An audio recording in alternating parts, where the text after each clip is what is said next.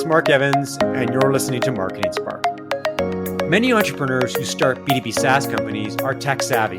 They're software developers or engineers who embrace an idea and then focus on building a product. But what happens when they need to do marketing? How do they establish a brand? How do they even get started with marketing? Today I'm talking with Dave Hurt, who co-founded Verb, which develops dashboards for B2B SaaS companies. Welcome to Marketing Spark, Dave. Hey, thanks for having me. Why don't we start by having you tell me the story of Verb Data? How did it come to be? And can you provide some color about what it does and the problems that it solves? So I've been working with my co-founder and business partner, Oleg Friedman, for about 10 years now. And we've always worked in the B2B SaaS space. So building e-commerce applications for restaurants, sports teams. And every time we needed to build a new application, customers would ask for a dashboard to share with their boss or to see performance metrics of our software. And that was always kind of a difficult challenge to build, right? As the product manager, I would be talking to my customers and I would understand the value that they would get from these dashboards. Then I would talk to our sales reps who would really want these dashboards for demos, right? To help sell the software. And then I'd go talk to Oleg, who is the VP of engineering, and he would say, well, there's so many other features we can build. It's going to take 6 months to do this dashboard. How about we do all these other things instead, right? So we came up with this problem of it takes way too long to build a dashboard into your application, and the ROI rarely pays off. But there's got to be a better way, essentially. So when we first kind of came up with this idea, we actually went out and we talked to about 100 people at the beginning of 2020 in the SaaS space, and really took it from a typical product perspective of, right, what's your problem? And we really started that conversation with understanding how other people are addressing this problem. How do they see this customer analytics problem? And that's really the foundation of Verb Data. So we provide developers with the tools to manage their data, but also build the dashboards into their software so that their end users can view their analytics within their own platform. As a marketer who is very much customer-centric, I love the idea that you actually reach out to customers to get their feedback, to see if there is actually demand and need for this product. A lot of entrepreneurs have a good idea and they embrace the idea that if we build it, they will come. And then they're disappointed when it doesn't take off, when no one really needs what they're selling, even if they have good sales and good marketing. So I love the idea that you actually went out and did some real research as opposed to simply scouring the web. When you reached out to me, one of the things that resonated was how you're developing, or how you had an interest in developing, a minimum viable brand as a founder who admittedly had limited marketing experience. And I'm curious about how you define minimal viable brand. Yeah, as my background, like I mentioned, is in product, and the very popular startup idea of minimally viable product, right? Thinking about what do you need to put together to test your assumption in the product world? How low of a fidelity of a product can you build and get feedback? And so, right, when I think about, I try to approach a lot of things like that. And so brand is one, right? How do we build something where we can get feedback on a brand to see if it resonates with our potential buyers, right? So I think about what can I get in front of people in those early conversations, not just about what's your problem, but how do you buy things? How do you think about the companies that you buy from, the brands that you buy from? I think about it as hypothesis testing just in the marketing and brand space and not in the product space. Okay, in theory, it sounds like a very solid approach. The question I would have is, how do you find those subjects? How do you do the testing? How do you get feedback on your hypothesis? Because one of the challenges facing a lot of B2B SaaS companies is they've got a product, but they have a hard time connecting with prospects. Part of the reason is that A, they don't have marketing budgets, and B, there's so much competition for people's attention. So what was your approach? How did you actually talk to prospects to see if what you were saying, what you thought, resonated? Yeah, so a couple different ways. One, in those initial product, like problem-focused interviews, I actually was doing brand-focused interviews along with those. So if we had 30 minutes, right, 15 might be talking about the product and 15 minutes might be talking about brands that they like, words that they use around this problem set, right? So when they're talking about dashboards, are they talking about data analytics? Are they talking about data dashboards, right? Even as simple as what are the words that they're using to describe the problem for themselves, right? Because those are the words that you need to be using in your branding, your messaging that your competitors might not be understanding or might not be using, right? So that was one thing that I definitely did early on as part of these product and problem interviews. The other thing is we just got something out there, right? And that's kind of the kind of prototyping side of things, from building a landing page, even testing digital ads. So before we had a product, we spent a couple $100s a month just on a couple different types of digital ads on Google's search, LinkedIn, those types of things, and said, okay, this word gets a little bit better traffic. That word doesn't work very well. And that was a lot of good hypothesis testing just in that alone.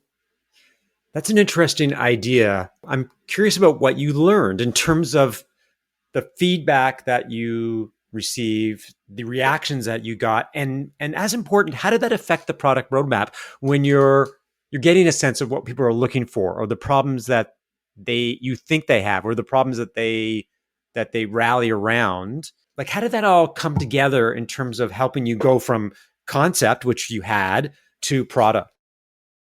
I mean, I would say our early ads sucked, right? So Okay. it wasn't like we had some magic out of the box, but it was almost like process of elimination. It was what not to do more than what to do. I think was really what that helped us focus on. And so thinking about in the world of our product, we did some ads around like the front end user experience side of things, like building beautiful dashboards, beautiful bar charts, those types of things. We also did some ads more on the like data management integration side of things. And what we really found was people were searching and struggling more with the data infrastructure, the data management side, than they cared about the presentation, right? So that means that we really optimized and spent a lot more time and resources in making sure that our data management side of the product was more robust and could really solve the problems of the SaaS market that we were going after. So that really kind of helped us hone in on a solution that was very different than the competition out there, because most of them focus on that pretty dashboard and not so much the data. And we're saying we're going to help you with the data. And oh, by the way, there's a dashboard too. So doing some down and dirty market research by leveraging advertising. That's really smart. I really like that idea. You recently hired a head of marketing, something that I want to explore in a few minutes.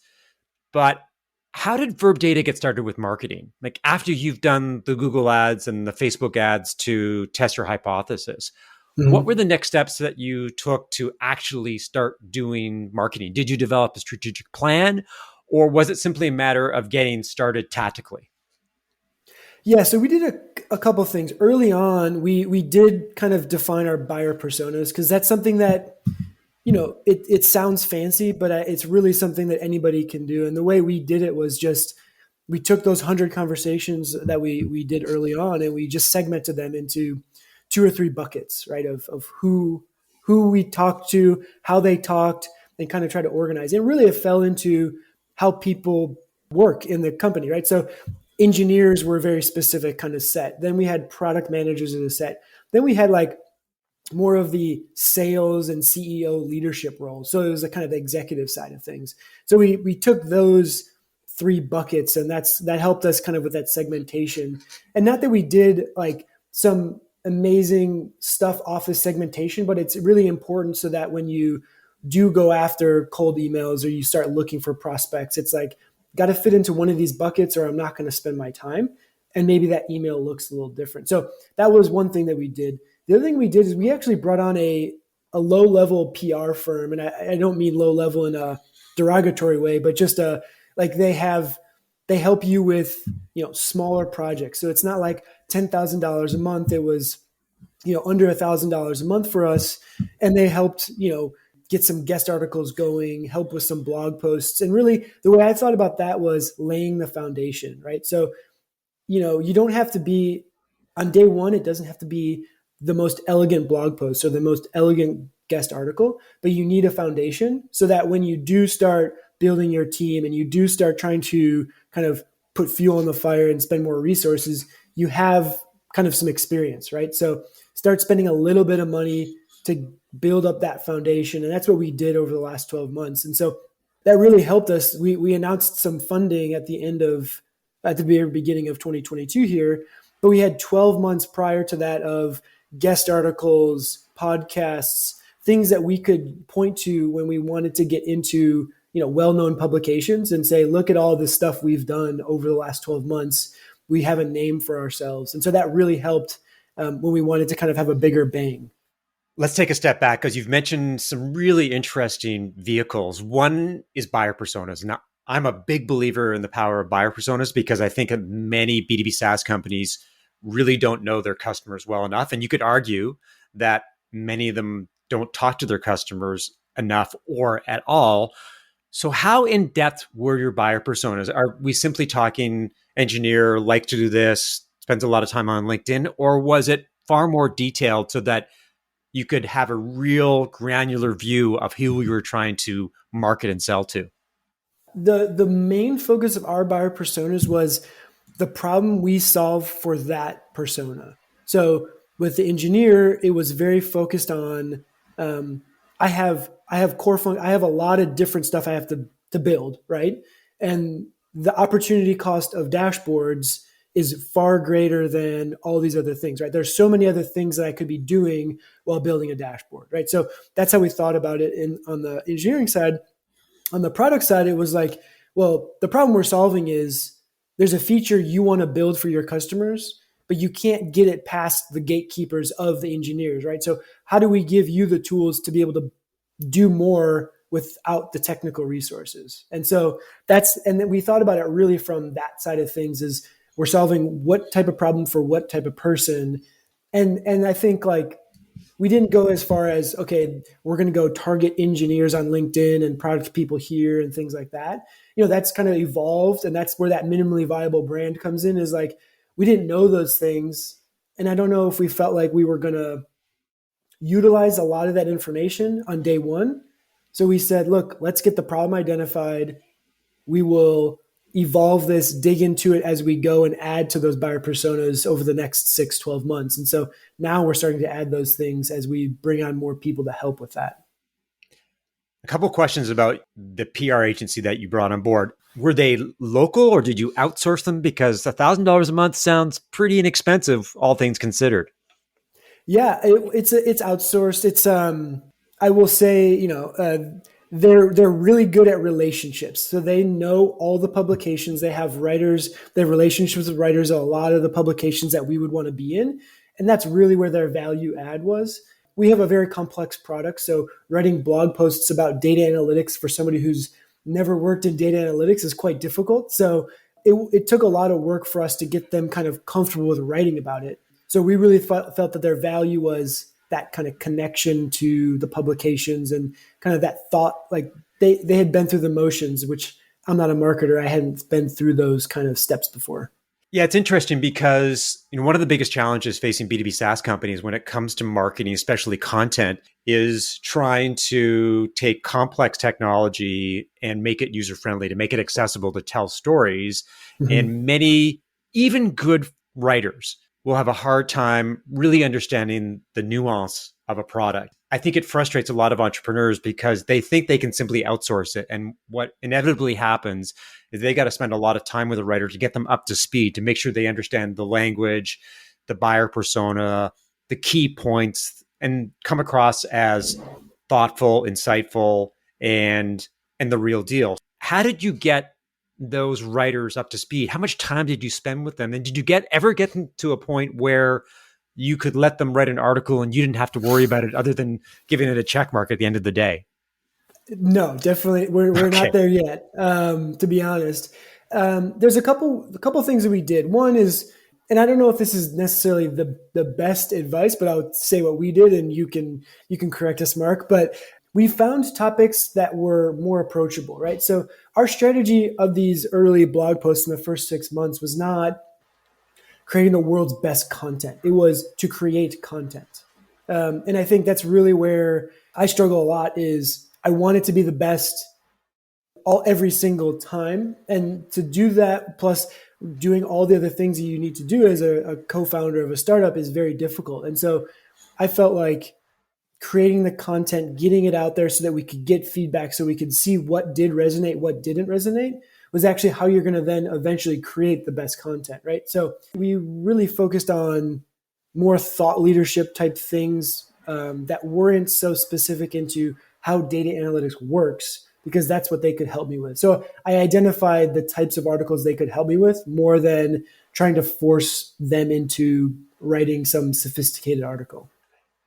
I think the conundrum facing many B2B SaaS entrepreneurs is that they're super smart. They know their product inside out and they want to communicate that to the world, but it takes time and effort to do that in a really good way. So what they need to do in the short term, and I think the approach that you embraced was that people are going to hate me because there's so much emphasis on high quality content these days. It's content that's good enough. It's content that gets your story out there, their message out there without being perfect. Because if you're waiting for perfection, if you're trying to make that happen, it's going to take forever to do. And then you've got no traction, you've got nothing in the bank, there's nothing you can leverage to attract prospects and customers. So I like your approach. It's a little unorthodox to the marketers in the crowd. It's probably sacrilegious, the fact that you've put out content that you admit wasn't very good, but that's marketing sometimes. Marketing has to be down and dirty, because if you don't do Right. marketing, then you're sitting still in the water, and that's not a good place to be. You've hired recently hired a head of marketing. I really would like to get your view. And this is a big hire for a lot of companies. I mean, they're very product based. Then they hire a salesperson, and then they finally get around to hiring a marketer. And it's almost seen as a necessary evil. At what point did you finally realize or accept that you had to hire a head of marketing? And how did you start that process? How did you take step one in terms of making sure that you hired the right person? Because if you hired the wrong person, then you've wasted a lot of time and effort, and then you got to start all over again. Yeah, that is very tough, and hiring has taken us a long time, and we haven't gotten it right every single time. And this new head of marketing is fairly new, and so far we're really happy with his progress and what he's been helping us do. And I think really, like, I thought about marketing in a couple stages, maybe. Right, the first was foundational, and that meant, right, getting that content out there that might not be perfect, but it was getting content out there. It was starting to build the muscle of marketing inside the company, getting some traction, seeing what worked, that kind of stuff. So as we started, getting that muscle building and flexed, or whatever you want to call it, said, well, okay, now we've got this going. We've got this kind of figured out, like the process of a couple of blog posts a month. This is working, that's not working, ads, this. Then it was like, well, now we need somebody to refine this. And that's where I really thought about the head of marketing. It's not necessarily somebody who starts from scratch, but then somebody who helps us refine what we have. Because I think if you say have somebody come in with absolutely nothing, with no foundation, I personally think that's very difficult for somebody to come into a startup that's only a few people, and there's been no marketing done before, and then say, hey, go do this. Because there's no standard set, there's nothing to measure you off of, there's no baseline. Once we got to a point where I felt like we had enough to begin refining and kind of chiseling it, that's when I started feeling like, okay, this makes sense to bring in somebody. So that's kind of how I thought about it. And he really is his role early on is really to help shore up that foundation, and then we'll kind of leverage it and kind of put fuel on that fire. But right now, his first couple of months is really making sure the things that we said were good enough at the time are truly good enough. And maybe that might be a couple new tools, revisiting some customer conversations, things like that, to make sure that we're on the right path with that brand messaging and things like that. I like that approach. Many of the clients, B2B SaaS clients that I work with, are doing no or little marketing. They've got product, they've got sales. And my job is to come in and establish that foundation. So for me, it's positioning and messaging, getting a marketing strategy in place, and actually getting some marketing started. So when you have a full-time resource they're not starting from scratch, because that's a big job starting from scratch. They can come in, they can leverage their specific skills and then enhance or amplify what's going on. I am interested in the process. You said it took a long time, perhaps some false starts along the way. So, what were the steps that you took? Did you just put an ad on Indeed and ask people to apply? Did you go out? Probably not. Did you go out to your network? What were you like? What were the different ways that you found interview prospects, and how do you eventually decide on the person that you hired? The first thing is trying to identify the role as well as you can and define it, I guess. So because it's hard to go write a job description without having a good definition of what you think you need and what you don't need. And so I actually started with some advisors who have strong marketing backgrounds or at least hired strong marketers, and really just asked, that's at the stage that we're at in their experience, what are those skill sets that we need, right? And so I think overall it kind of came around, it focused on, some of it was as simple as like familiar with getting the tools up and running and really getting some of that tactical stuff going, right? So there's definitely a baseline of tactical work that this person needs to do.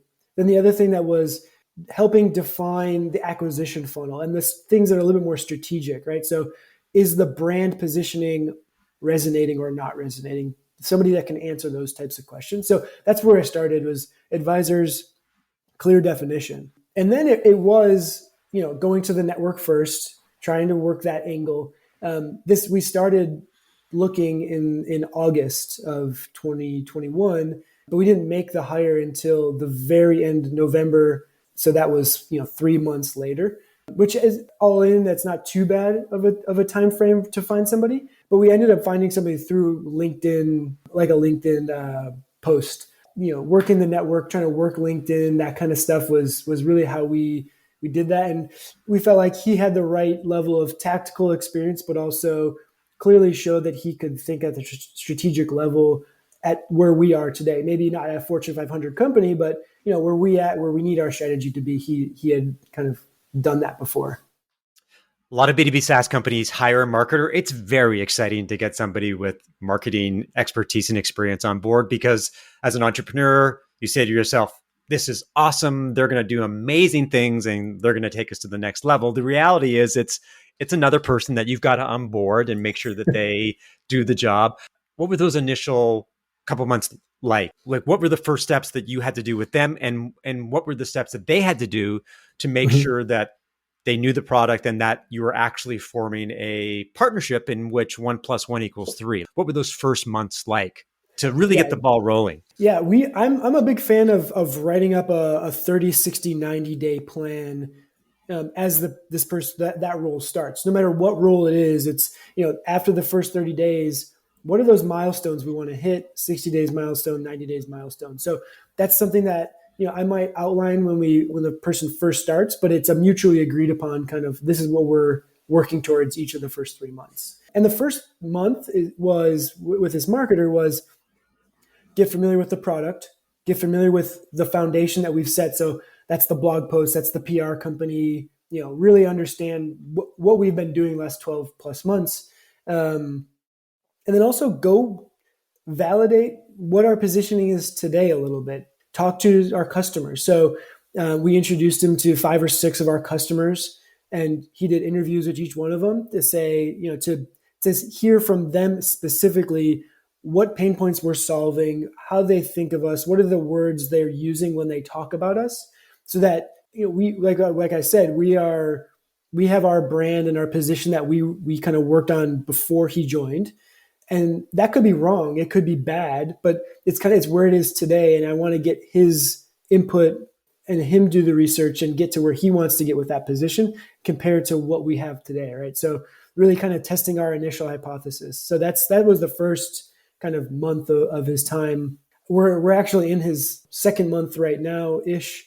And so now it's really starting to lay down the foundation for some new content. Some improved content is really what we're working on. So working through like a brand guide and some of those pieces. We didn't have anything other than those initial buyer personas. So turning that into some more of a brand guide so that we can agree on that and he can then use that and go off and kind of work for it. So that's where month 2 is. Month 3 is more kind of going to be like off to the races, get going, let's see what you can do.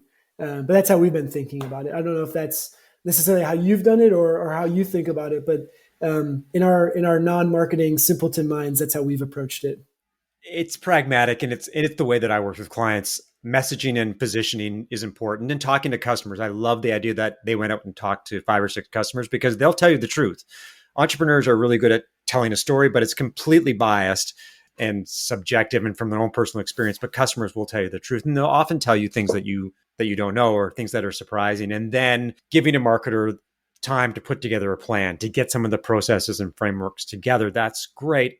And then they can do tactical execution, because a lot of companies want to do tactical execution out of the gate. And if a marketer doesn't know the product or the customers or the landscape, they're operating with one hand behind their back. And I like your approach. Seems like you've hired the right person. So that's very encouraging. Curious about what marketing looks like for the rest of 2022. I don't know whether you're planning on going to conferences or whether that's off the table given what's going on. What are some of the things that you'd like to see marketing do for you or for Verb Data this year?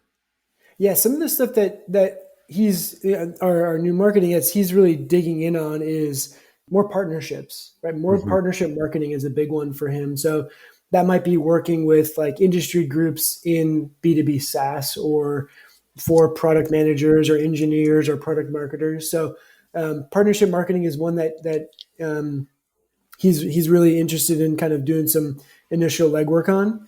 And the other stuff is really right now we're like the foundation that we're working on is optimizing things like our web kind of properties. So our websites, how we're managing our ads so that we can do much faster iteration and work through those more. So, we've set up our ads. It's not something that we previously touched so frequently, right? We would track them, but we wouldn't necessarily optimize high performing and drop off low performing things and maybe play with landing pages as much as we should. So that's really what we're looking at is building a nicer front door to Verb Data, which is verbdata.com, right? Build a nice doormat and build the content around that and kind of give the experience to people before they're buying and joining Verb. So that's really where we're focused, is that partnership side and building that kind of welcome mat to Verb out a lot more. That might be through content, through shared publications, that kind of stuff as well. That's great. This has been a really interesting conversation. I think a lot of entrepreneurs need more insight into how marketing happens, how you get started with marketing, how you build a marketing foundation, and then eventually how you hire a marketing person, because it's a journey that you're on. It culminates with hiring the marketing person and eventually hiring a marketing team, which is a huge step for a lot of companies. So I hope they've got some firsthand insight into how that happens. Final question is, where can people learn more about you and Verb Data? Our website is our welcome mat. It's verbdata.com. You can also see us on social at verbdata, and that's on Twitter, Facebook, and LinkedIn. So those are our main properties. Well, thanks for listening to another episode of Marketing Spark. If you enjoyed the conversation, leave a review, subscribe via Apple Podcasts, Spotify, or your favorite podcast app, and share via social media. To learn more about how I help B2B SaaS companies as a fractional CMO, strategic advisor, and coach, send an email to mark@markevans.ca or connect with me on LinkedIn. I'll talk to you next time.